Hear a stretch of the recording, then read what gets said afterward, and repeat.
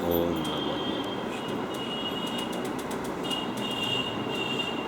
નમો લોય શૌત્રિકાળવર્તી અરહંતા નમો લોય શૌત્રિકાળવર્તી સીતા નમો લોય શૌત્રિકાળવર્તી આર્યાણ નમો લોય શૌત્રિકાળવર્તી ઉચ્ચારણ નમો લોય શૌત્રિકાળવર્તી સપસા ઓંકાર બિંદુ સંયુક્તમ નિત્યમ ધ્યાયંતી યોગિની કામદમ મોક્ષદમ જય ઓંકારાય નમો નમઃ મંગલમ ભગવાન વીરો મંગલમ ગૌતમો ગણી મંગલમ કુંકુંધાર્યો જૈન ધર્મોષ્ટમંગલમ સર્વમંગલ માંગલ્યમ સર્વકલ્યાણકારકમ પ્રધાનમ સર્વધર્માણામ જૈનમ જયતુ શાસનમ નમઃ સભય સારાય સ્વાનુભૂત્યા ચકાસ્તે ચિત્ સ્વભાવાય ભાવાય સર્વભાવાંતરચ્છિદે એગો મે શશદો અપા જ્ઞાન દર્શન લખણો શેષા મેં બહિરા ભાવા સર્વે સંયોગ લખણા મારો સુશાશ્વત એક દર્શન જ્ઞાન લક્ષણ જીવ છે, બાકી બધા સંયોગ લક્ષણ ભાવ બુદ્ધિ બાહ્ય છે. હું એક શુદ્ધ સદારૂપી જ્ઞાન દર્શનમય કરે કહેન્ય તે મારું જરી પ્રમાણ માત્ર નથી હવે એ જાણતો અંતને ગુણદ્રવ્યને પર્યાયપણે એ જીવ જાણે આત્મને તશું મોહ પામે લય કરે નથી અપ્રમત કે પ્રમત નથી જે એક જ્ઞાન ભાવ છે એ રીત શુદ્ધ કથા એને જે જ્ઞાત છે તો તે જ છે. જેમ નેત્ર તેમજ જ્ઞાન નથી કારક નથી વેદ કરે જાણે જ કર્મોદય જરા બંધ તેમજ મોક્ષ ને ધ્રુવચલને અનુપમ ગતિ પામેલ સર્વેશિતને વંદી કહું શ્રુત કેવડી કથિતાશમે પ્રાપ્ત ઓમ શ્રી નમઃ શ્રીદેવ્યો નમઃ શ્રીદેવ્યો નમઃ શ્રી. પૂજ્ય ગુરુદેવ શ્રીના પ્રવચનોમાં સમાધિતંત્ર ઉપર ખૂબ જ સરસ પ્રવચનો ચાલે છે. હમણાંના જે શ્લોકો ચાલે છે એમાં શરીરથી ભિન્નતા બતાવવાનો પ્રકાર આચાર્ય ભગવાને શરૂ કર્યો છે.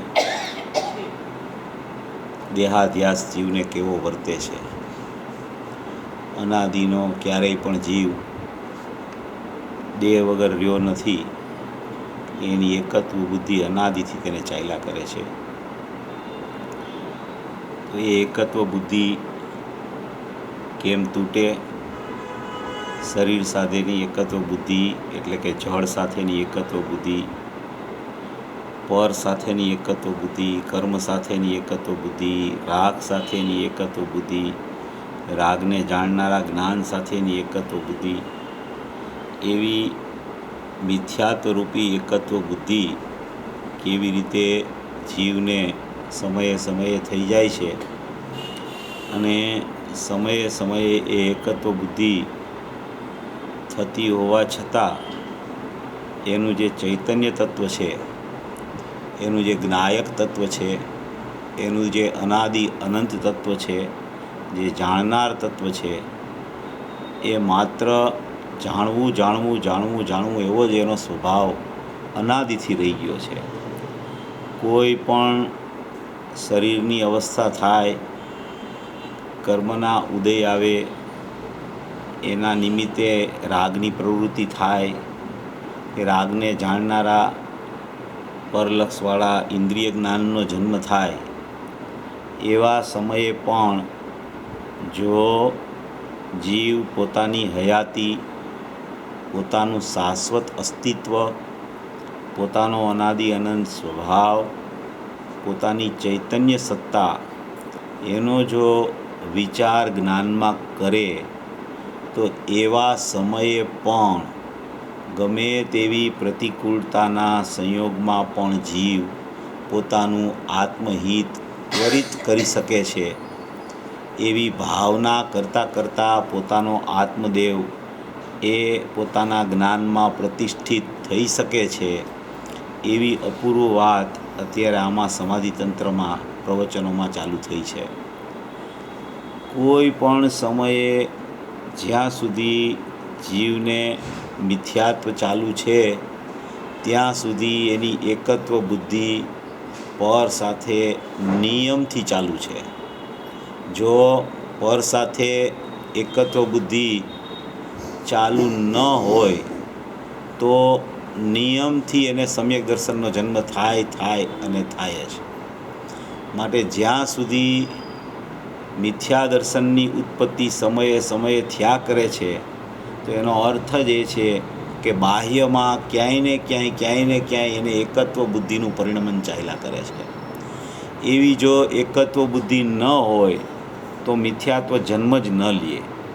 એટલે અહીંયા જે અત્યારે પ્રકરણ સમાધિતંત્રમાં ચાલે છે એમાં એટલો દેહાધ્યાસ જીવને હોવા છતાં, દેહની સાથે એકત્વ બુદ્ધિ વર્તી રહી હોવા છતાં, પ્રતિકૂળતાનો કાળ એનો હોવા છતાં એવા સમયે પણ જો જીવ ચેતી જાય, જો જીવને ખ્યાલમાં આવી જાય, જીવને એવું પોતાનું અસ્તિત્વ, એવું પોતાનું અબાધિત તત્વ કે જે ક્યારેય શરીરમાં તો ગયું નથી, કર્મમાં ગયું નથી, રાગમાં આવ્યું નથી, કે એક સમયની પર્યાયના પરિણમન રૂપ પણ એનું અપરિણામી તત્વ કદી થયું નથી.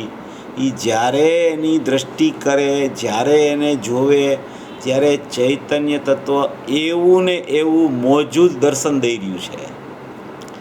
એવી કોઈ પણ શરીરની ક્રિયા, શરીરની અવસ્થા, રાગાદીની ક્રિયા, ગમે તેવી પ્રતિકૂળતાના સમયે પણ જીવ પોતાના અબાધિત તત્વનું જ્ઞાન ધ્યાનને શ્રદ્ધાન કરી અને પોતાના આત્માની પ્રતીતિપૂર્વક સમ્યક દર્શનની પ્રગટતા કોઈ પણ સમયે કરી શકે છે. એમાં કોઈ તત્વ એને બાધક થઈ શકતું નથી. ગમે તેવી સ્થિતિમાં જીવ પોતાના આત્મદેવનું સ્મરણ કરી અને પોતાના આત્માને જોઈ અને પોતાની પ્રાપ્તિ કરી શકે છે. કોઈ પૂર્વ પર્યાયની પણ એમાં નિમિત્તપણે ક્યાંય કોઈ એને એવી અપેક્ષા લાગુ નથી પડતી કે પૂર્વની પર્યાયોમાં આવા ભાવો હતા માટે વર્તમાન પર્યાય છે એ તત્કાલ તો કેવી રીતે અનુભૂતિ કરી શકે, તત્કાલ તો કેવી રીતે જીવને ઓળખી શકે, એવી કોઈ અપેક્ષા ખરેખર લાગુ પડતી જ નથી. એવું જે નિરપેક્ષ તત્વ, એવું જે ચૈતન્ય તત્વ, એવું જે ચૈતન્ય રસને, જ્ઞાનને, આનંદને, સુખથી ભરેલું રસ તરબોળ તત્વ એની પાસે એવું ને એવું વિદ્યમાન છે. કોઈ સમયે એમાં કાંઈ પણ થયું જ નથી. એવું જે ત્રિકાળી દ્રવ્ય છે, એવું જે જ્ઞાનને આનંદમય તત્વ છે, એવો શાશ્વત પદાર્થ છે, એવું અપરિણામનશીલ તત્વ છે, એ અત્યારે વર્તમાનમાં એવું ને એવું છે. અત્યારે જ્યારે જુઓ ત્યારે એવું ને એવું છે. જ્યારે એને એમ થાય કે મારા તત્વની મારે દૃષ્ટિ કરવી છે તો એ જ સમયે દ્રવ્યની દૃષ્ટિ કરી શકે છે. નથી એ સમયે કોઈ દૃષ્ટિમાં દોષ કે નથી એ સમયે કોઈ દ્રવ્યમાં દોષ. જે સમયે એ જ્ઞાયક ભાવનું સ્મરણ કરે, ચૈતન્ય તત્વનું સ્મરણ કરે, જ્ઞાયક ભાવ હું છું એવું અહમપણું કરવાની વૃત્તિ જો ચાલુ કરે તો એ જ સમયે એની વર્તમાન શ્રદ્ધાની દ્રષ્ટિની અવસ્થામાં દ્રવ્યની સ્થાપના થઈ શકે છે. બહારના સંયોગોમાં ગમે તેવી પરિસ્થિતિ હોય, ગમે તેવું શરીર જીર્ણ થઈ ગયું હોય, ગમે તેવી પ્રતિકૂળતાના સંયોગો હોય, છતાં પણ પોતે પોતાના ચૈતન્ય તત્વને ઓળખવા માટે વર્તમાનમાં સમર્થ છે. એવી ચર્ચા અત્યારે સમાધિ તંત્રમાં અપૂર્વથી અપૂર્વ ચાલી રહી છે. 2 દિવસથી તો એટલા બધા સરસ પ્રવચન આવે છે કે ગુરુદેવ અને આચાર્ય ભગવાન એકદમ સરળ દ્રષ્ટાંતથી જીવને ઓળખાવી દે. એમ કે જેટલું આ વસ્ત્ર છે એ વસ્ત્ર શરીરથી જેટલું જુદું છે એટલો શરીરથી આત્મા જુદો છે. આ વસ્ત્ર જેમ નીકળી જાય છે એમ શરીર છે એ એનાથી એટલો જ આત્મા અંદરમાં જુદો છે. શરીર પડ્યું રહે છે અને આત્મા ચાલ્યો જાય છે. એની કેટલી સર્વથા ભિન્નતા છે. એકબીજાને કદી સ્પર્શ થયો જ નથી. એના સંયોગમાં દેખાય. શરીરના એક ક્ષેત્રાવગાહે આત્મા રહેલો છે, દેહ દેવળમાં આત્મા બિરાજમાન છે, તો એને એમ લાગે કે જીવ દેહમાં છે, પણ જીવ તો જીવમાં છે. જીવ દેહમાં છે એ તો એના એક ક્ષેત્રાવગા સંબંધથી કહેવામાં આવે છે. બાકી જીવ તો જીવમાં છે. જીવ પોતાના સ્વતંત્ર અસંખ્ય પ્રદેશમાં છે. જીવ કોઈ દેહના પ્રદેશમાં ચાલ્યો નથી જતો. જીવ એવો ને એવો પોતાના પ્રદેશમાં રહી ગયો છે. ડાબલીમાં હીરો હોય તો એમ કહેવાય કે ડાબલીમાં હીરો છે, ડાબલીમાં હીરો છે. પણ ડાબલીમાં હીરો છે તો હીરો તો ડાબલીથી જુદો છે. એ હીરા માટે એવી મખમલની ડબ્બી લઈ આવે કે ગમે તેવી એની નિકૃષ્ટ ડબ્બીમાં એ હીરાને રાખે, પણ હીરો તો હીરો છે. એને કોઈ બાહ્ય અપેક્ષા છે જ નહીં. એ તો પોતાના પ્રકાશથી પોતે પ્રજ્વલિત છે, પોતાથી પોતે પ્રજ્વલિત છે. એમાં ચૈતન્ય હીરો છે, આ જ્ઞાનમય હીરો છે, આ શાશ્વત પદાર્થ છે. એ દેહ દેવળમાં બિરાજમાન કહેવામાં આવે છે. એ છે પોતાના અસંખ્ય પ્રદેશમાં બિરાજમાન છે, પોતાની ચૈતન્ય સત્તામાં બિરાજમાન છે, પોતાની જ્ઞાનાનંદ લક્ષ્મીમાં બિરાજમાન છે, પોતાના અનંત ગુણોમાં રહેલો છે, પોતાની ઉપયોગ નામની એક સમયની અવસ્થામાં રહેલો. બીજે ક્યાંય આત્મા ગોતવા જાઓ તો મળતો નથી. એવી રીતે આ એટલી બધી સર્વથા ભિન્નતાનો પાઠ આચાર્ય ભગવાનને ગુરુદેવ આપણને પાકો કરાવે છે કે ક્યાંય તને એવી ભ્રમણા રહી ગઈ હોય કે આ તો દેહ દેવળમાં છે, તો એ દેહ દેવળમાં હોવા છતાં દેહથી જુદો છે. અત્યારે કર્મનો સંયોગ હોવા છતાં આત્મા એનાથી જુદો છે. રાગાદી ભાવો બહિર્લક્ષે વર્તતા હોવા છતાં એનાથી આત્મા જુદો છે. રાગમાં અહમ વર્તે છે, એનું નામ મિથ્યાત્વ છે. એ સમયે પણ જ્ઞાયક ભાવ જુદો રહી ગયો છે. એવું ચૈતન્ય તત્વ, એવું ત્રિકાળ તત્વ, એવું શુદ્ધ તત્વ કે જેને અશુદ્ધતાનો કદી સ્પર્શ જ થયો નથી. કોઈ પણ અશુદ્ધતા પ્રવર્તતી હોય પર્યાયમાં, છતાં શુદ્ધ તત્વ એવું ને એવું છે. કેટલી એની મહાનતા છે, કેટલી એની વિશેષતા છે કે અનાદિનું આવા સંયોગમાં રહ્યું હોવા છતાં એમાં કંઈ થયું નથી. એની શુદ્ધતાને કાંઈ આંચ નથી આવી. એની શુદ્ધતા કેવી અકબંધ રહી ગઈ છે કે ગમે તેટલી પર્યાયોનું પ્રગટપણું થઈ જાય, કે ગમે તેટલી પર્યાયો વ્યય થઈને અંદરમાં વિદ્યમાન ચાલી જાય, છતાં જ્ઞાયક ભાવમાં ઘટવટ કંઈ થતી જ નથી. એવો અનાદિ અનંત પદાર્થ છે, એવું ચૈતન્ય તત્વ છે, એવો ધ્રુવ પદાર્થ છે, એટલે કે એવો હું છું. એવી વસ્તુ સ્થિતિ મારી અનાદિથી રહી ગઈ છે. એવું ચૈતન્ય તત્વ છે, એવું શાશ્વત તત્વ છે, એવું અબાધિત તત્વ છે, એવું જ્ઞાનાનંદમય તત્વ છે. એ રસથી તરબોળ છે, ચૈતન્ય રસથી તરબોળ છે. એમાં ચૈતન્ય રસ સિવાય કંઈ છે જ નહીં. બીજું જ્ઞાન રસ સિવાય બીજું કંઈ ભરેલું જ નથી. રાગનો કણ તો કેટલો બધો અનંત જોજન દૂર છે, એનાથી અનંત જોજન દૂર છે એમ કહેતાય નજીકતા લાગે છે, એટલો દૂર છે. રાગને યાદ કરીને એમ કેવું કે અનંત જોજન દૂર છે, એનો મતલબ એમ છે કે હજી રાગ એને દેખાય છે તો એ નજીક છે એમ થઈ જાય છે. એટલે અંદરમાં જ્ઞાન આનંદ સિવાય કાંઈ છે જ નહીં. એવું ભરેલું તત્વ છે, એવું રસ તરબોળ તત્વ છે, એવું ચૈતન્ય તત્વ છે, એવું પોતાના અસ્તિત્વથી વિદ્યમાન છે. કોઈ બીજાના અસ્તિત્વની અપેક્ષા છે જ નહીં એને, કે કોઈ પર્યાયમાં આવા ભાવ વર્તે છે, પર્યાયમાં કેવળ જ્ઞાન થાય ત્યારે જ તો પરિપૂર્ણતા છે. એ તો પર્યાયની પરિપૂર્ણતા ત્યારે છે. જ્ઞાયક તો કૃતકૃત્યને પરિપૂર્ણતા પ્રથમથી જ છે. એ તો નવું નવું નવું નવું નવું થયા કરે છે. એ અપેક્ષાએ પર્યાયની અપેક્ષાએ વૃદ્ધિ થઈ એમ કહેવાય છે. જ્ઞાયકમાં કોઈ ઓછપ નથી થઈ ગઈ, જ્ઞાયકમાં કોઈ અધુરાશ નથી થઈ ગઈ, જ્ઞાયકમાં કોઈ અલ્પજ્ઞપણું નથી થઈ ગયું. પર્યાયોમાં બધું છે. જે સમયે આ પરિપૂર્ણ છે, જે સમયે કૃતકૃત્ય છે, એ સમયે પર્યાયમાં અપૂર્ણતા, અધુરાશ, અલ્પજ્ઞતા એ બધું છે. પણ એ છે, એ જેમાં છે એમાં છે, મારામાં નથી. એવું હું ચૈતન્ય તત્વ છું.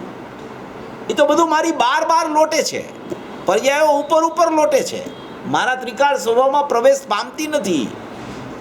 એવા ચૈતન્ય તત્વની ચર્ચા અત્યારે બહુ સરસ આવે છે સમાધિ તંત્રમાં. એટલી બધી નિરપેક્ષતા અને એટલી બધી જ્ઞાનાનંદ સ્વભાવની પરાકાષ્ઠાએ વર્ણન આવે છે કે જો જીવને ખરેખર પોતાના નિર્ણયાત્મક ભૂમિકામાં પણ જો એને ખ્યાલ આવી ગયો હોય ને કે મારું ચૈતન્ય તત્વ આવું જ છે, અને પર્યાયની એને ઉપેક્ષા જો વર્તતી હોય સમયે સમયે, ભલે હજી જુદો ન પડ્યો હોય, ભલે હજી સમ્યક દર્શનની પ્રાપ્તિ ન થઈ હોય, પણ એક વિકલ્પાત્મક જ્ઞાનમાં પણ જો એવી સ્થિતિનો જન્મ થઈ ગયો હોય ને કે હું તો ચૈતન્ય તત્વ જ છું, હું તો નિરાવરણ તત્વ છું, હું તો પરમ પરિણામિક ભાવ લક્ષણે લક્ષિત એવો જ્ઞાયક ભાવ છું, એવું પણ જો અંદરથી બહુમાન આવી ગયું હોય પોતાના સ્વરૂપનું, તો આવું પૂજ્ય ગુરુદેવ શ્રીની વાણીનું નિમિત્ત મળતા જ એને ખરેખર એની અભેદતા થવામાં સમય ન લાગે. એટલી બધી અપૂર્વ ચર્ચાઓ અત્યારે આમાં સમાધિ તંત્રમાં આવી છે. થોડીક એમાં એક બે વાત છે, હું જરા વાંચીને પછી આપણે 13મી ગાથા લઉં છું. જો આજે એક બહુ સરસ ચર્ચા આવી છે 175માં પાના ઉપર, ગુરુદેવે શરૂ કર્યું ત્યારે જ હતી. ઘણા લોકો મોડા આવતા હોય છે, એનું કદાચ આ ચાલ્યું ગયું હોય અને પછી તો કોઈ વાંચતું હોય કે એની મને ખબર નથી, એટલે હું વાંચી સંભળાવું છું. આમાં શ્રોતાએ ગુરુદેવ એમ કહે છે કે ખરેખર તો શરીરથી જેમ વસ્ત્ર ભિન્ન ને ભગવાન આત્માથી શરીર ભિન્ન, અંતર જતાં તો રાગથી પણ ભિન્ન, અંતર જતાં વર્તમાન પર્યાયથી પણ ભિન્ન, એમ પૂજ્ય ગુરુદેવ શ્રીએ ફરમાયું. તો શ્રોતાએ એમ પ્રશ્ન કર્યો છે એમાં કે શુદ્ધ પર્યાયથી ભિન્ન છે, એમ શ્રોતાએ પ્રશ્ન કર્યો છે. કારણ કે એમ થાય છે કે ભાઈ અશુદ્ધ પર્યાયથી તો ભિન્ન હોય, રાગથી ભિન્ન હોય, શરીરથી ભિન્ન હોય, કર્મથી ભિન્ન હોય, પણ શુદ્ધ પર્યાય પ્રગટ થઈ તો એ શુદ્ધ પર્યાયથી પણ ભિન્ન, એમ ગુરુદેવને શ્રોતા પ્રશ્ન કરે છે. તો ગુરુદેવ જવાબ આપે છે કે શુદ્ધ પર્યાય હોય તો પણ પર્યાયથી તો ભિન્ન છે. શુદ્ધ પર્યાય હોય તો પણ પર્યાયથી ભિન્ન છે. વસ્તુ કુટસ્થ છે. કુટસ્થ છે એટલે અપરિણમનશીલ છે, એટલે કે ધ્રુવ છે, એટલે કે એમાં કોઈ અવર જવર છે જ નહીં, એવું શાશ્વત તત્વ છે. પર્યાય પરિણમતી અવસ્થા છે. વસ્તુ કુટસ્થ છે, પર્યાય પરિણમતી અવસ્થા છે. અવસ્થાનું પરિણમન એનાથી ધ્રુવ વસ્તુ ભિન્ન છે. સત્યાર્થ જેને ભૂતાર્થ કીધી ને, ભૂયતમ અસ્તિત્વ ખલું, એ જ સત્યાર્થ વસ્તુ છે એમ કીધું. ત્યાં શરીર તો એનું નથી, રાગ તો નથી, પર્યાય પણ સત્યાર્થના ત્રિકાળમાં આવતી નથી. આહા, પર્યાય એમ જાણે છે કે આ સત્યાર્થ તે હું છું. પર્યાય શું જાણે છે કે આ સત્યાર્થ ભૂતાર્થ સ્વભાવ તે હું છું. પર્યાય હું છું એમ નથી જાણતી. પર્યાય એમ જાણે છે કે સત્યાર્થ ભૂતાર્થ સ્વભાવ તે હું છું. શરીર હું છું એ તો ક્યાંય રહી ગયું. રાગ છે એ તો વિભાવ છે. ત્રિકાળ શુદ્ધ ચૈતન્યના ધ્રુવ સ્વભાવની આગળ રાગ તો ક્યાંય ભિન્ન છે, ક્યાંય ભિન્ન છે. પણ એ ભિન્ન છે એવી જાણનાર જે પર્યાય છે, પણ રાગ ક્યાંય ભિન્ન છે એવી જે જાણનાર પર્યાય જે છે, એ પર્યાય પણ જે ધ્રુવ ત્રિકાળ સત્યાર્થ છે તે હું છું એમ માને છે. રાગ તો ક્યાંય ભિન્ન છે, પણ એને જાણનારી પર્યાય છે, એ પર્યાય પણ ધ્રુવ ત્રિકાળ સત્યાર્થ હું છું એમ પર્યાય માને છે. તે હું છું, ત્રિકાળ ધ્રુવ સત્યાર્થ હું છું એમ માને છે. આહા, પર્યાય છે એક સમયની અવસ્થા. પર્યાય કેવી છે? એક સમયની અવસ્થા છે. તે હું છું એમ એ નથી. આમાં શું કહે છે? પર્યાય એક સમયની અવસ્થા છે, એ હું છું એમ નથી. એટલે કે દ્રવ્ય છે એ પર્યાય રૂપ થઈ ગયું છે એમ નથી. પર્યાય દ્રવ્ય રૂપ થઈ ગઈ છે એમ નથી. પર્યાય છે એક સમયની અવસ્થા, એ હું છું એમ એ નથી. એ હું છું એમ માન્યતા એ મિથ્યાત્વ છે. જ્ઞાનની પર્યાય જે જ્ઞાયક હું છું એમ કહે છે, એ જ્ઞાનની પર્યાય જો એમ માને કે હું જ્ઞાનની પર્યાય છું, તો એ મિથ્યાત્વ છે એમ આમાં ગુરુદેવ શ્રી કહે છે. ત્યાં સુધી સમ્યક દર્શનનો જન્મ થતો નથી. ભેદ પોતે ભેદનો સ્વીકાર કરે ત્યાં સુધી મિથ્યાત્વ ચાલુ છે. જ્ઞાન રાગનો સ્વીકાર કરે એ તો અજ્ઞાનમાં જાય છે. એવું તો સ્વરૂપ છે જ નહીં, એવો તો કાંઈ વસ્તુની વ્યવસ્થા જ નથી. પણ એમ કહે છે અહીં તો કે જ્ઞાન એમ કહે છે કે હું જ્ઞાયક છું. એનું નામ તો સમ્યક દર્શન છે, એનું નામ તો સમ્યક જ્ઞાન છે. પણ જો જ્ઞાન એમ કહે કે હું જ્ઞાન છું તો એનું નામ મિથ્યાત્વ છે. એમ અહીંયા પૂજ્ય ગુરુદેવ શ્રી ફરમાવે છે. જ્ઞાન એમ કહે છે કે હું જ્ઞાનની પર્યાય છું. જ્ઞાનની પર્યાય એમ કહે છે કે હું જ્ઞાનની પર્યાય છું, એનું નામ મિથ્યાત્વ છે એમ કહે છે. તો હવે આ તો આપણે તો એવો પાઠ ચાલે છે કે નવે તત્વને નવ તત્વથી જોવા, હે રાગને રાગથી જોવે તો સમ્યકત્વ છે. આપણે તો એવો પાઠ ચાલે છે ભૂતાર્થ ને નવ તત્વને જાણતા સમ્યક દર્શન જ છે. તો ત્યાં તો એ વાત આચાર્ય ભગવાનની છે ને આ ગુરુદેવ તો કાંઈક આમાં જુદું કહે છે. આ તો વાત બે અરસપરસ વિરોધ થઈ ગયો. અહીંયા એમ કહે છે કે જ્ઞાનની પર્યાય જ્યાં સુધી એમ માને છે કે હું જ્ઞાનની પર્યાય છું ત્યાં સુધી મિથ્યાત્વ છે. અને ત્યાં એમ કહે છે 13મી ગાથામાં પહેલી લીટીમાં કે નવ તત્વને ભૂતાર્થને જાણતા સમ્યક દર્શન જ છે. એટલે કે ભૂતાર્થને જાણતા એટલે જે તત્વ છે એને એ તત્વથી જાણવું તો સમ્યક દર્શન છે એમ કહે છે. અને અહીંયા પાછા એ નહીં પુરુષ એમ કહે છે કે જ્ઞાનની પર્યાયને હું જ્ઞાનની પર્યાય છું એમ જાણે તો મિથ્યાત્વ છે.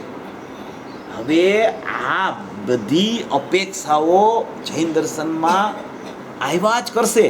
એક પછી એક પછી એક બધી અપેક્ષાઓ આવશે. અને એ અપેક્ષાનું નિરાકરણ પણ પાછા ગુરુદેવ પોતે જ કરતા જાય. કોઈ અપેક્ષા બાકી નથી રાખતા ગુરુદેવ, એનું નિરાકરણ કરતા જાય. નવ તત્વને ભૂતાર્થને એ જાણતા સમ્યક દર્શન જ છે એમ ચર્ચા કરે ત્યારે એમ કહે કે ઈ તું એને સતથી જો. પર્યાયને કોઈની પરાધીનતા નથી. પર્યાય કોઈથી પરાધીન નથી થઈ ગઈ. પર્યાય દ્રવ્યો હું છું એમ અહમ કરે છે એ સ્વાધીનપણે કરે છે. દ્રવ્ય છે માટે દ્રવ્યનું અહમ એને કરવું પડે છે એમ નથી. પર્યાય પોતે પોતાની ખુમારી બતાવીને એમ કહે છે કે હું દ્રવ્ય છું, હું શાશ્વત છું, હું ધ્રુવ છું, હું અખંડ છું. એ પર્યાયનો પોતાનો સ્વતંત્ર સ્વર છે. એનું નામ નિરપેક્ષતા છે પર્યાયની. પણ એ કહે છે એમ કે હું ધ્રુવ છું, હું પર્યાય છું એમ નથી કહેતી. હું ધ્રુવ છું એમ કહે છે, હું શાશ્વત છું એમ કહે છે, હું અભેદ છું એમ કહે છે, હું ત્રિકાળ છું એમ કહે છે, હું એકરૂપ છું એમ કહે છે, હું અનેકરૂપતાવાળી નથી એમ કહે છે. એ પર્યાય પોતે એની ઘોષણા કરે છે કે હું આ છું એમ. પર્યાય છું એમ નથી માનતી ક્યારેય. જ્યાં સુધી પર્યાય છું એમ માને છે ત્યાં સુધી મિથ્યા દર્શન છે.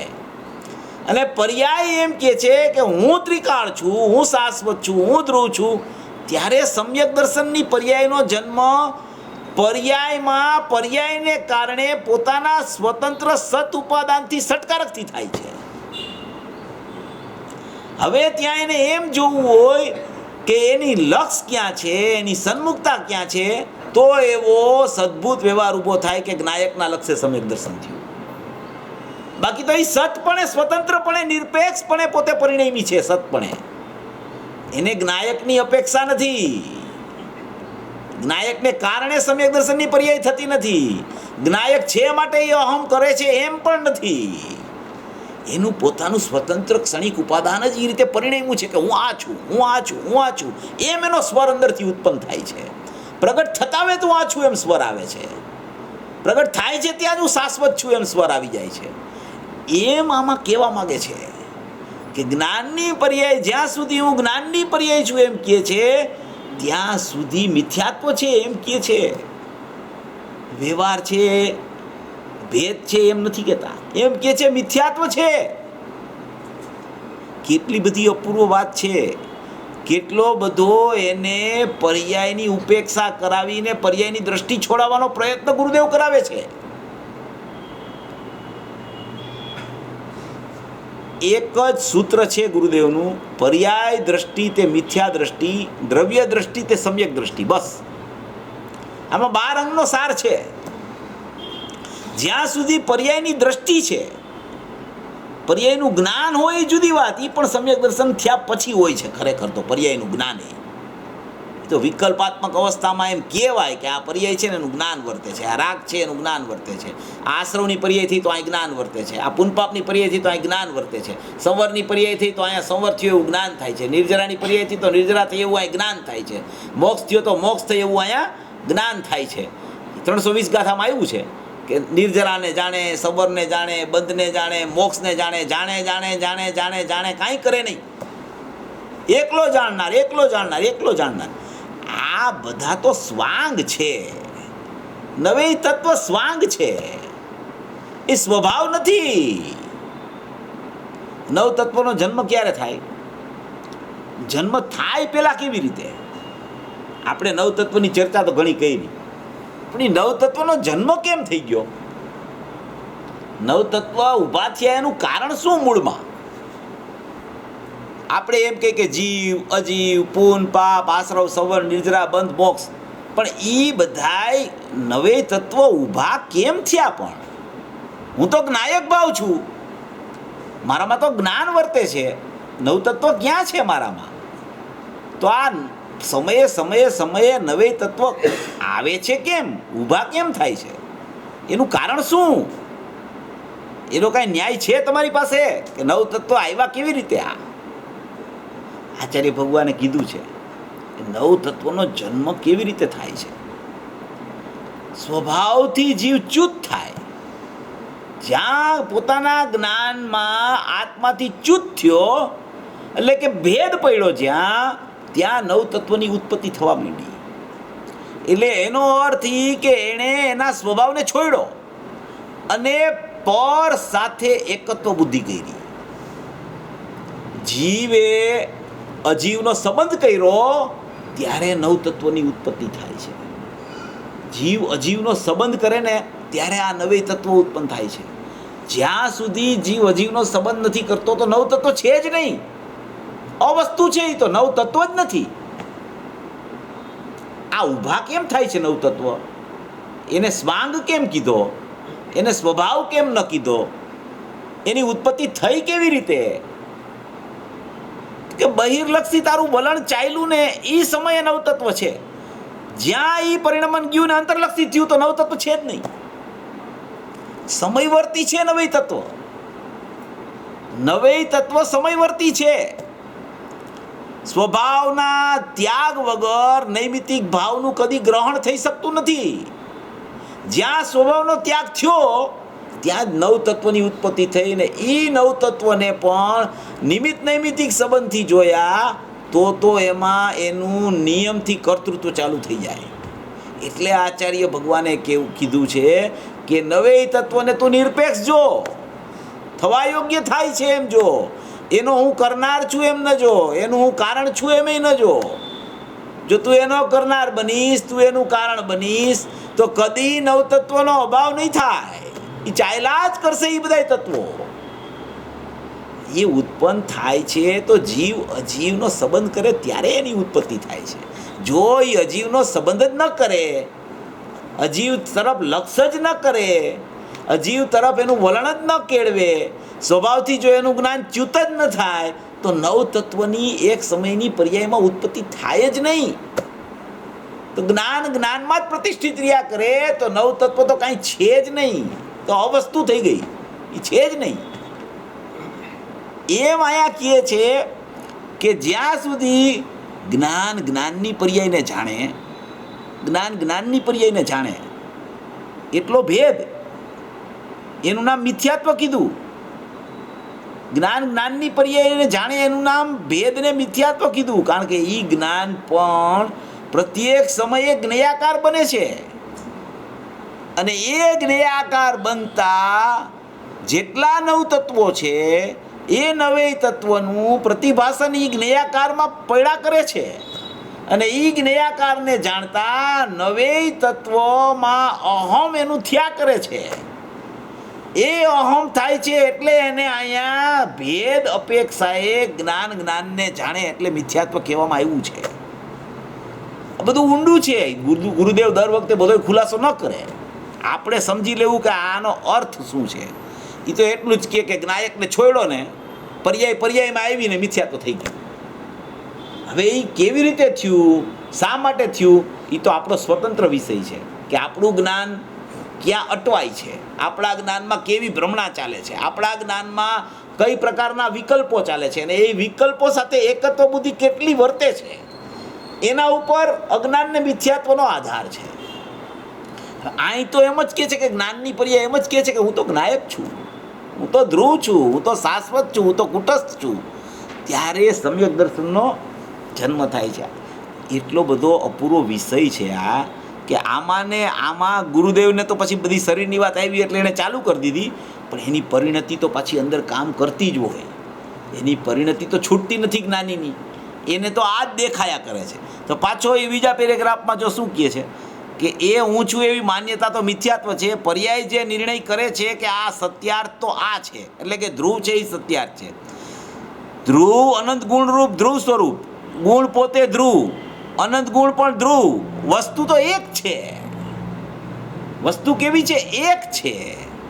એવી એકની દ્રષ્ટિમાં પર્યાયથી પણ જ્યાં ભિન્ન છે, તો શરીરની વાત તો અમારે શું કરવી એમ કહી અને પાછી ગાથા હોય એટલે એ ગાથા અનુસાર તો ગુરુદેવ પાછું બધું એનું સ્પષ્ટીકરણ તો એનું ખૂબ કર્યા કરે. આ છે ને ઘણીવાર શું થઈ જાય છે કે 192 કળશમાં આ વાત આવી છે. કળશ ટીકાનો 192મો કળશ છે ને, એમાં આ જ વાત એમાં છે. આ જે વાત છે ને એ જ વાત એમાં આવી છે કે ભાઈ જ્ઞાનની પર્યાયમાં આ પર જણાતું નથી, આ શરીર જણાતું નથી, આ કર્મ જણાતા નથી, આ રાગ જણાતો નથી, પણ જ્ઞાનની પર્યાયને જાણે છે. શું કે જ્ઞાનની પર્યાયને જાણે છે, જ્ઞાનની પર્યાયને જાણે છે. એટલો ભેદ છે ને એ પણ વિકલ્પ હોવાથી મિથ્યાત્વમાં જાય છે, એને સમ્યક દર્શનની પ્રાપ્તિ નહીં થાય. જ્ઞાનની પર્યાય એમ કહે કે હું જ્ઞાયકને જાણું છું, એવા ભેદમાં પણ સમ્યક દર્શન થતું નથી. એટલો અનુપચરિત સદ્ભુત વ્યવહાર એમાં પણ સમ્યક દર્શનની પ્રાપ્તિ થતી નથી. એમ કહે છે કે હું જ છું આ, એવું અહમ થાય ત્યારે સમ્યક દર્શનની ઉત્પત્તિ થાય છે. તો બહારના ભેદની તો દૂર છે બહુ વાત. એમાં એ વાત આવી છે 192 જ્ઞાનની પર્યાયને જાણે છે, એ પણ અજ્ઞાન છે, એ પણ મિથ્યાત્વ છે, એવું સ્વરૂપ નથી ખરેખર. હા, પર્યાય બુદ્ધિ છે, એમ કીધું પર્યાય બુદ્ધિ છે, એ પર્યાય દ્રષ્ટિ છે, એવું સ્વરૂપ નથી. કારણ કે એને લક્ષમાં તો પર્યાય જ આવી ને, એ ભલે ને એમાં જ્ઞાન જ વર્તતું હોય, લક્ષમાં તો પર્યાય છે. હું દ્રવ્ય અનંત ગુણનો પીઠ છું, એ તો દૂર રહી ગયો, અને એમાં તો બધું ભર્યું છે. હવે એ પર્યાયનો એક અંશ છે, એ આવ્યો છે તો એમાંથી, અને એ અંશ પાછો એમ કહે છે કે હું પર્યાય છું, એટલે એ દ્રવ્યને ભૂલી ગયો. પુત્રએ પિતાને છે ને ઓળખો નહીં. પુત્રને એમ થયું કે હું તો પુત્ર છું, પિતાને ભૂલી ગયો. પિતાને ભૂલે એને પિતાનો પુત્ર કોણ કહે? એમ પર્યાય છે એના ધ્રુવ પિતાને ભૂલી ગઈ, અને પર્યાય એમ કે હું પર્યાય છું. તો એ તો પર્યાય દ્રષ્ટિ છે ભાઈ. પર્યાય એવું નામ ક્યારે પડે? પર્યાય એવું નામ પડ્યું શું કામ? નામ પર્યાય શબ્દ આપણે કહી છીએ, પર્યાય નામ કેવી રીતે પડ્યું? જેમ નવતત્વના નામ પડ્યા એમ પર્યાય નામ કેવી રીતે પડે? જ્યાં વિકલ્પની ઉત્પત્તિ થઈ, જ્યાં ભેદની ઉત્પત્તિ થઈ, ત્યારે તો પર્યાય ઉત્પન્ન થાય છે. ભેદનું નામ તો પર્યાય છે. 14મી ગાથા નિયમસારની છે, એમાં આવ્યું છે પરિસમંતાત ભેદમ ગચ્છતિ ઇતિ પર્યાયઃ, એવો શબ્દ આવ્યો છે. કારણ શુદ્ધ પર્યાયની પૂર્વેની ગાથામાં 14મી ગાથામાં પરિસમંતાત ભેદમ ગચ્છતિ ઇતિ પર્યાયઃ, એટલે કે જે સર્વ પ્રકારે, પરિસમંતાત એટલે સર્વ પ્રકારે જે ભેદને પ્રાપ્ત હોય એનું નામ પર્યાય કહેવામાં આવે છે. તો એનું નામ પર્યાય છે, જે ભેદને પ્રાપ્ત છે એનું નામ પર્યાય છે. જેટલો ભેદ, ચાહે તો ગુણનો પણ ભેદ પડે તો પર્યાય છે, પર્યાયનો ભેદ તો પર્યાય છે જ, પણ ગુણનો ભેદ એ પર્યાય થઈ જાય છે. જેટલો ભેદ ને એટલો છે ને વિકલ્પ, અને એટલું પર્યાય દ્રષ્ટિપણું. જેટલો અભેદ એટલો આત્મા, જેટલો અભેદ એટલો આત્મા, જેટલો ભેદ એટલો અનાત્મા. આવું સ્વરૂપ છે. આવો હે કારણ શુદ્ધ પર્યાયનો ભેદ પાડો એ અનાત્મા છે, એ આત્મા નથી. ભેદ પાડો તો અભેદથી જોવો તો એ આત્મા છે. આ કારણ શુદ્ધ પર્યાય છે, આ કારણ શુદ્ધ પર્યાય છે. કારણ શુદ્ધ પર્યાય છે એમ કીધું તે અનંત ગુણ રહી ગયા, અનંત ગુણથી ચૂકી ગયો. એ કારણ શુદ્ધ પર્યાય હું છું એનું નામ મિથ્યાત્વ નથી, અનંત ગુણ હું નથી એનું નામ મિથ્યાત્વ છે. અનંત ગુણાત્મક હું છું એમ ન માન્યું તો એ ભેદમાં ચાલ્યો ગયો, એનું નામ મિથ્યાત્વ થઈ ગયું. જેટલો ભેદ એટલો સંસાર, જેટલો ભેદ એટલો સંસાર, જેટલો અભેદ એટલો આત્મા. એ બધું પાછું સમયવર્તી છે. એક સમયવર્તી છે, આગળ પાછળ કાંઈ જ નથી. પર્યાય કેટલા સમયની? એક સમયની. જયસેર આચાર્યની 102 નંબરની ગાથા છે, અમૃતચંદ્ર આચાર્યની પણ 102 નંબરની ગાથા છે. એમાં એક વાત અપૂર્વ આવી છે. આ ભેદની વાત નીકળીને એટલે વાત કરું છું. આપણો વિષય તો ચાલશે પણ આ બધા વિષય સમજવા જેવા છે. એમાં એમ વાત આવી છે, જે સમયે પર્યાય કરે, પર્યાય જે સમયે થાય એ જ સમયે પર્યાય ભોગવાઈ જાય. જે સમયે પર્યાય થઈ એ જ સમયે પર્યાયનો ભોગવટો છે, આગળ પાછળ કાંઈ નથી. રાગની પર્યાય અત્યારે થઈ, હે અત્યારે રાગની પર્યાય થઈ ને, રાગની પર્યાય ચાલુ છે ને, એ જ સમયે રાગ છે ને એ પર્યાયમાં ભોગવાઈ ગયો. પછીની પર્યાય અરે એ રાગને કાંઈ સંબંધ જ નથી. મિથ્યાત્વની પર્યાય થઈ તો મિથ્યાત્વ એ જ સમયે ભોગવાઈ ગયું. પછીની પર્યાય અરે સંબંધ નથી કાંઈ એને. નવી પર્યાયમાં નવું, ત્રીજી પર્યાયમાં ત્રીજું, ચોથી પર્યાયમાં ચોથું, પાંચમી પર્યાયમાં પાંચમું. એક સમયની પર્યાયમાં એક સમયની પર્યાયનું બધું છે, બીજા સમયની પર્યાયમાં બીજા સમયની પર્યાયનું બધું છે. બીજા સમયની પર્યાયમાં પહેલા સમયની પર્યાયમાં રાગ થયો કે મિથ્યાત્વ થયું એનું કાંઈ નથી. બીજા સમયની પર્યાયમાં મિથ્યાત્વ રાગ ને અજ્ઞાન થયો, ત્રીજા સમયની પર્યાયમાં એનું કાંઈ નથી. એ બધું જે કાંઈ થાય છે ને, તો કે રાગ થયો તો એનું કાંઈ અસ્તિત્વ જ નહીં, એની કાંઈ વ્યવસ્થા જ નહીં.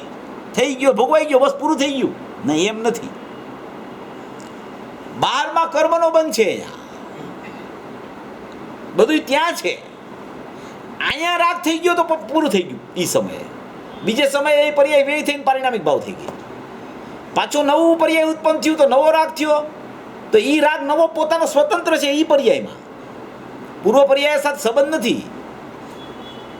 એ રાગનો વ્યય થઈને પારિણામિક ભાવ ચાલી ગઈ પર્યાય, રાગ નીકળી ગયો, પારિણામિક ભાવ આવી ગઈ પર્યાય. નવી પર્યાય આવી, નવી પર્યાયમાં રાગ નો થયો, વિતરાગતા થઈ. તો એ પૂર્વ પર્યાયમાં રાગ હતો તો આ પર્યાયમાં વિતરાગતા કેવી રીતે આવી ગઈ? તો એના સટકારકથી થઈ. પૂર્વ પર્યાયને સંબંધ નથી કાંઈ વર્તમાન પર્યાય સાથે, એને લેવા દેવા જ નથી કાંઈ. જો એવું કાંઈ હોય, કોઈ દિવસ કોઈને વિતરાગતાની ઉત્પત્તિ જ ન થાય. જો સંબંધ જોડો તમે, તો હું એમ કહું છું કે જેટલા અજ્ઞાની છે એને રાગ ને મિથ્યાત્વ વર્તે છે તો એ તો છૂટે જ નહીં ક્યારેય, ક્યારેય ન છૂટે. સમયવર્તી છે બધું, એટલે ગભરાવાની જરૂર નથી જરાય કે અનાદિનો રાગ રૂપે પરિણમું છું, ક્યારે વિતરાગતા થશે. હવે મને તો સ્વભાવને યાદ કર, હમણાં વિતરાગતા છે આ સમયે, કારણ કે બૈગડું છે જ નહીં સ્વભાવમાં કાંઈ. અને જ્યાં બૈગડું છે એ સમયવર્તી છે. પૂર્વ પર્યાયનું કાંઈ વર્તમાન પર્યાયને છેડો અડતો નથી, ક્યાંય સંબંધ જ નથી. નાસ્તિ સર્વોપી સંબંધ. દ્રવ્યને તો પર્યાય સાથે સંબંધ છે નહીં, પણ પૂર્વ પર્યાયને વર્તમાન પર્યાય સાથે સંબંધ નથી થયો.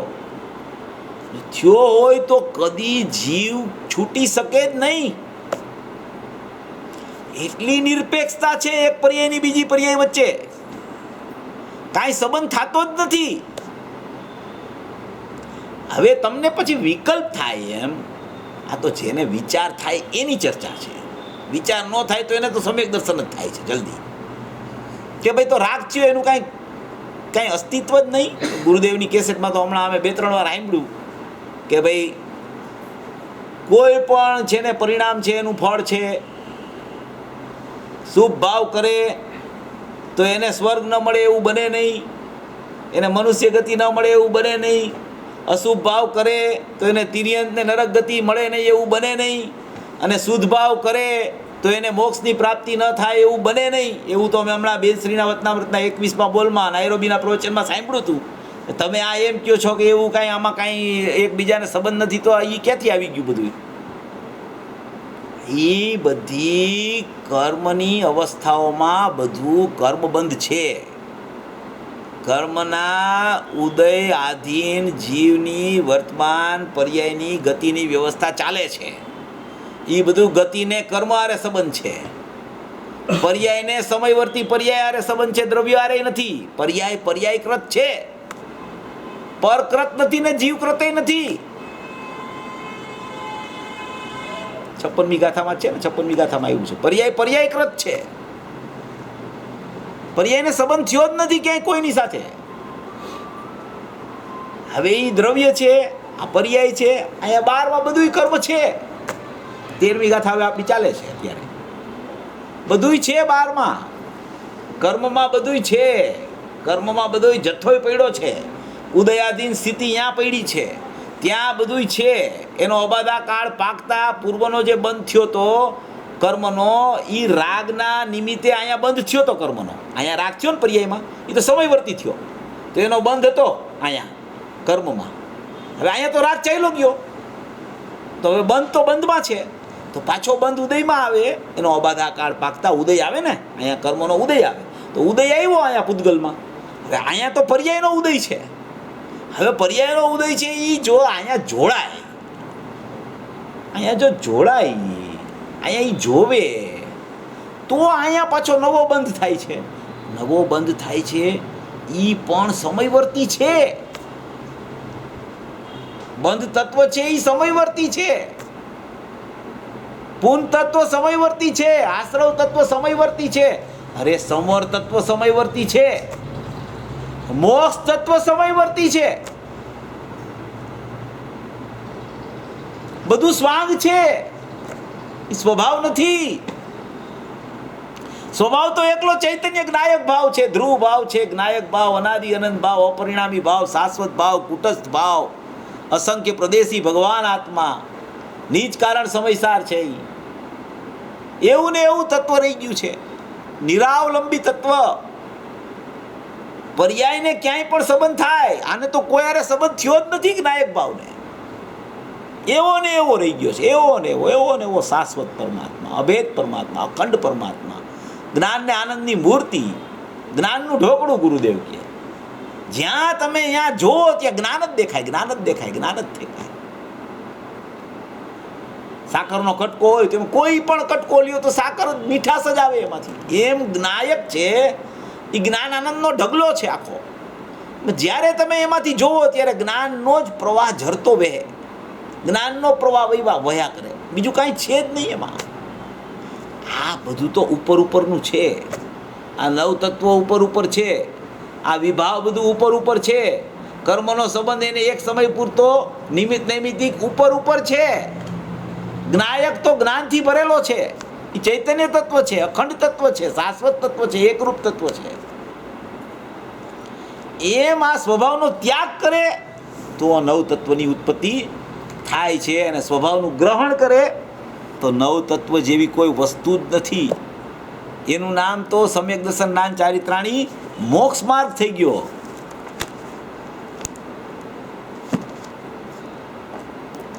ચાલો તો 13મી ગાથામાં આપણે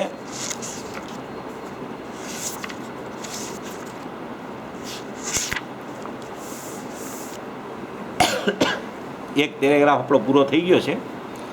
આ બીજો પેરેગ્રાફ ચાલુ કરીએ છીએ. બાહ્ય સ્થૂળ દ્રષ્ટિથી જોઈએ તો, કેવી દ્રષ્ટિથી? બાહ્ય સ્થૂળ દ્રષ્ટિથી. બાહ્ય સ્થૂળ દ્રષ્ટિથી જોઈએ તો જીવ અને પૂદગલ 6 દ્રવ્યોમાંના 2 દ્રવ્ય છે. જીવ દ્રવ્ય, એક પૂદગલ દ્રવ્ય. એવી બાહ્ય સ્થૂળ દ્રષ્ટિથી જોઈએ તો જીવ પૂદગલના અનાદિ બંધ પર્યાયની સમીપ જઈને, અનાદિનું બંધપણું એનું પર્યાયમાં ચાલે છે, એવા બંધ પર્યાયની સમીપ જઈને એકપણે અનુભવ કરતા આ 9 તત્વો ભૂતાર્થ છે અને સત્યાર્થ છે. 9 તત્વો ક્યારે ભૂતાર્થ છે અને સત્યાર્થ છે? કે જીવ અને પૂદગલ, એ બે જીવ પૂદગલ સાથે સંબંધ કરે. જીવ પૂદગલ સાથે એની પર્યાયમાં, જીવની પર્યાય અને પૂદગલની પર્યાય, જીવનું અજ્ઞાનરૂપી પર્યાયપણું અને પૂદગલનું કર્મરૂપી સાપેક્ષપણું, એ બે જીવ અને પૂદગલ તો દ્રવ્ય છે. અહીંયા જીવની પર્યાય અજ્ઞાનરૂપી થઈ અને અહીંયા કર્મનો ઉદય એવો, એ બેયને જો બંધ પર્યાયના સંબંધથી જોવામાં આવે, એ બેયનો સંબંધ જોડવામાં આવે, એ બેયને સંબંધથી જોવામાં આવે તો 9 તત્વ ભૂતાર્થ છે. એટલે કે 9 તત્વ છે, એ ભૂતાર્થ છે, એ સત્યાર્થ છે. કેવી રીતે? બાહ્ય સ્થૂળ દ્રષ્ટિથી 9 તત્વ ભૂતાર્થ છે એને બાહ્ય સ્થૂળ દ્રષ્ટિમાં નાખ્યા છે. સ્થૂળ દ્રષ્ટિથી જોવો તો જીવને પૂદગલને, જીવની પર્યાયને અને પૂદગલની પર્યાયને બેયને સંબંધથી જોવો, બંધ પર્યાયની સમીપ જઈને એકપણે અનુભવ કરો. બેયને, જીવની પર્યાયને પૂદગલની પર્યાયને એકપણે અનુભવ કરો તો 9 તત્વો ભૂતાર્થ છે. એકપણે અનુભવ કરો ત્યારે 9 તત્વો બને છે, ત્યારે પેલા 9 તત્વો બનતા નથી. તો ભૂતાર્થ છે, સત્યાર્થ છે. અને હવે અહીંયા સુધી તો આ બંધની ચર્ચા આવી, તો ભૂતાર્થ થઈ ગયા 9 તત્વો, સત્યાર્થ થઈ ગયા, એકબીજાને એકપણે અનુભવ્યા એણે, તો 9 તત્વો ભૂતાર્થ છે, સત્યાર્થ છે. જીવે અજીવ સાથે સંબંધ જોડ્યો ને, એટલે કે જીવે એટલે જીવની પર્યાય સમજવું, અજીવે એટલે અજીવની પર્યાય, બેએ એકબીજા સાથે સંબંધ જોડ્યો ને તો એનું એકપણું થઈ ગયું. એકપણું થઈ ગયું એટલે એકપણું થતું નથી, એની માન્યતામાં એકપણું થઈ જાય છે. એકપણું કદી ન થાય. એક દ્રવ્ય બીજા દ્રવ્યને સ્પર્શતું નથી, એ સિદ્ધાંત રાખીને બધી વાત છે. એકપણું થાય નહીં, પણ એકપણું એની માન્યતામાં થઈ જાય છે, એની ભ્રમણામાં થાય છે. એ માનવા માંડે છે એવું કે આ જીવ અને અજીવ એક થઈ ગયા. એવું એકપણે અનુભવ કરતા આ 9 તત્વો ભૂતાર્થ છે. એની માન્યતામાં ભ્રમણા થાય તો 9 તત્વો સત્યાર્થને ભૂતાર્થ રૂપે વિદ્યમાન છે. અને આ બીજી લીટીમાં રહસ્ય છે.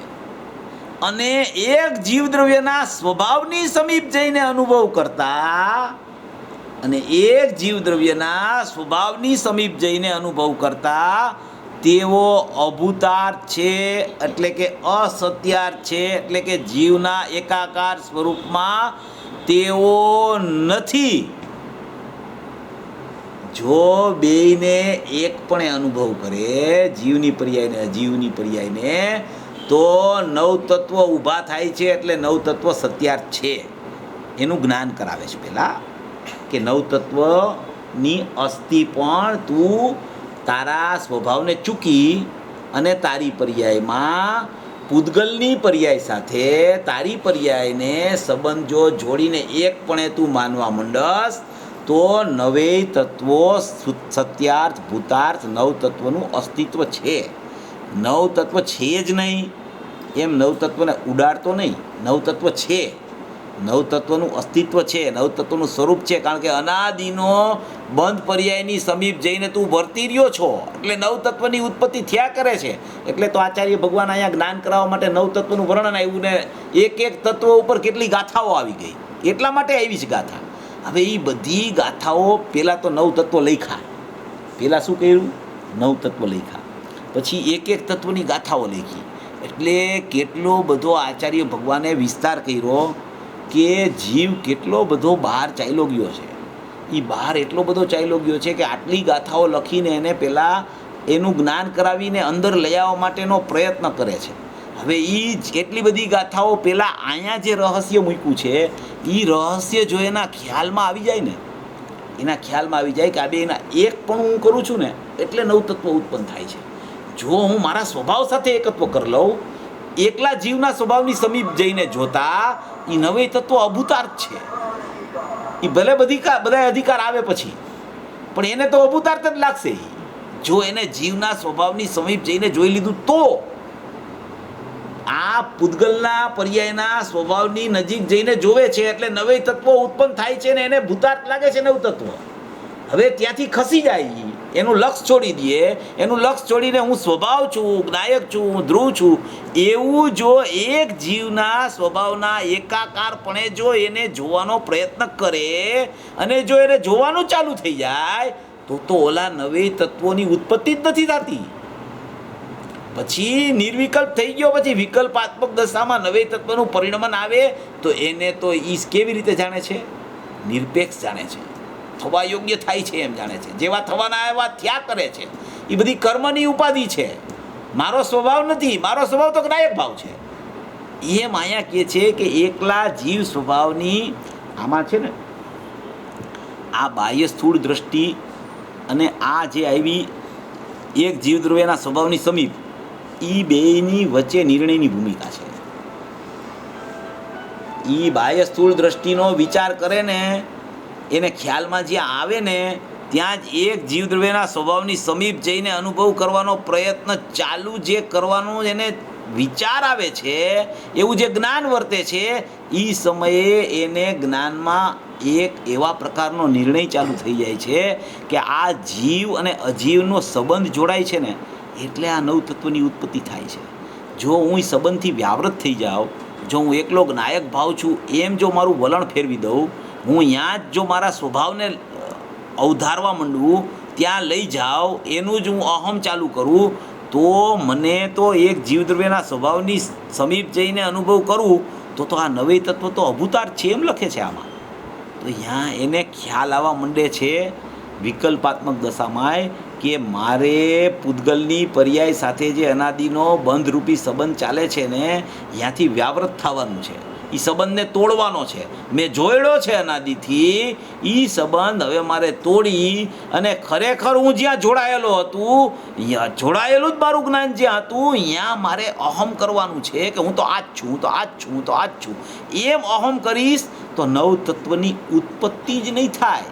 પછી કોણ પૂન, કોણ પાપ, કોણ આશ્રવ, કોણ સવર, કોણ નિર્જરા, કોણ બંધને, કોણ મોક્ષ? હું તો નાયક ભાવ છું, હું તો છતું તત્વ છું. છતું તત્વ અછતું થઈ ગયું તું અનાદિથી. હવે એ છતું થઈ ગયું અંદરમાં, ખબર પડી ગઈ કે ઓહો મારો સ્વભાવ તો આવો જ છે. હું તો ચૈતન્ય રસથી તરબોળ છું, હું તો જ્ઞાયક ભાવ છું, હું તો અનાદિ અનંત છું, હું તો એકરૂપ છું, હું તો શુદ્ધ સ્વભાવ છું, હું તો જ્ઞાતા દ્રષ્ટા છું. એવો જ્યાં એને ખ્યાલ આવી જાય છે એને એમ કહેવામાં આવે છે કે એક જીવ દ્રવ્યના સ્વભાવની સમીપ જઈને અનુભવ કરતા નવે તત્વો અભૂતાર્થ છે. એટલે કે એને એ સ્વાંગ દેખાય છે, સ્વાંગ દેખાય એને સ્વભાવ ન દેખાય. એમાં એમ કે આવ્યા તા ને વયા જાય, આવ્યા તા ને વયા જાય. ગુરુદેવ દાખલો નથી આપતા, બહુરૂપી હોય ને એ રોજ નવા નવા સ્વાંગ કરીને આવે. કોઈક દિવસ રાજા બનીને આવે, કોઈક દિવસ ભિખારી બનીને આવે, કોઈક દિવસ બીજો કાંઈક સ્વાંગ કરીને આવે. તો એ શું કરે છે? જીવ તો અહીંયા એકનો એક છે. જે આવનારો જીવ છે એ તો એકનો એક છે. હવે એ આજે આવ્યો મખમલના કપડાં પહેરીને, તો એને એ કંઈક બીજો વસ્તુ લાગવા માંડી. કાલે આવ્યો ફાટેલા કપડાં પહેરીને, તો ઓલાને એમ થયું કે આ ભિખારી આવ્યો છે. પહેલા દિવસે એમ થયું કે આ તો રાજા આવ્યો છે. હવે એ છે તો બધાય સ્વાંગ. એમાં જો એક રૂપ જોવે તો જીવ વિદ્યમાન છે. એ સ્વાંગ તો નીકળી જાય છે ને, સ્વાંગ નીકળી જાય છે, જીવ એમને રહી જાય છે. એવો જીવ છે આ ચૈતન્ય તત્વ. એવા સ્વાંગ આવ્યા કરે છે, એક પછી એક, એક પછી એક, એક પછી એક, એક પછી એક, એક પછી એક. એ નીકળવા માટે આવે છે, એ જવા માટે આવે છે, અને આ એને ચોટે છે. એ પૂન ઉપરનો વિચાર ચાલુ કરી દે, બાપ ઉપરનો વિચાર ચાલુ કરવા માંડે, આશ્રમનો વિચાર ચાલુ કરવા માંડે, સંવરનો, નિર્જરા, બંધ, મોક્ષ, એવા વિચારમાં જ એનું જીવન વ્યતીત થઈ જાય છે. અને એવા નવે તત્વ જેમાં નથી, એવું જે ચૈતન્ય તત્વ છે, એવું જે જ્ઞાનમય તત્વ છે, એવું અખંડ તત્વ છે, એવો શાશ્વત સ્વભાવ છે, એના વિચાર જો આના વિચાર સમજવાના કરે છે, એટલો વિચાર જો એમાં એનું જ્ઞાન ફોરવે તો એ ચૈતન્ય તત્વ ત્વરિતમાં એના હાથમાં આવી જાય છે, તત્કાળ અનુભવ થાય છે, તત્કાળ અતિન્દ્રિય આનંદનો સ્વાદ આવી જાય છે. એવી વસ્તુ એની પાસે એવી ને એવી રહી ગઈ છે અનાદિથી, એમાં કાંઈ થયું જ નથી. ગમે તેટલા સ્વાંગ આવી જાય ને, ગમે તેટલા સ્વાંગ અને ગમે તેવા, છતાં એમાં ચૈતન્ય તત્વમાં કાંઈ થતું નથી. આ એક ચમત્કારિક ચીજ રહી ગઈ છે કે એની પાસે, બોલો, એમાં કાંઈ થતું જ નથી. એનું હોવા પણ એવું ને એવું રહી ગયું છે, એનો સ્વભાવ એવો ને એવો ચૈતન્યમય રહી ગયો છે, જ્ઞાનને આનંદથી ભરપૂર એવું ને એવું રહી ગયું છે. એમાં કાંઈ થયું જ નથી, કાંઈ બાધા નથી આવતી, કાંઈ વિક્ષેપ નથી પડતો, કાંઈ અધુરાશ નથી થતી. ગુરુદેવે આજે જ કીધું ને કે ગમે તેટલી કેવળ જ્ઞાનની પર્યાય આવી જાય, કેવળ જ્ઞાનની પર્યાય ગમે તેટલી પ્રગટ થઈ જાય, છતાંય ચૈતન્ય તત્વમાં કાંઈ ઘટાડો થતો નથી. કે મિથ્યાત્વની ગમે તેટલી પર્યાય પ્રગટ થઈ જાય તો ચૈતન્ય તત્વ છે એમાં કાંઈ જ્ઞાન વધેલું પડ્યું છે એવું છે જ નહીં. વધઘટથી જુદો છે આત્મા. પર્યાયો તો પર્યાય સ્વયંકૃત છે, એ પોતે પોતાથી ઉત્પન્ન થાય છે.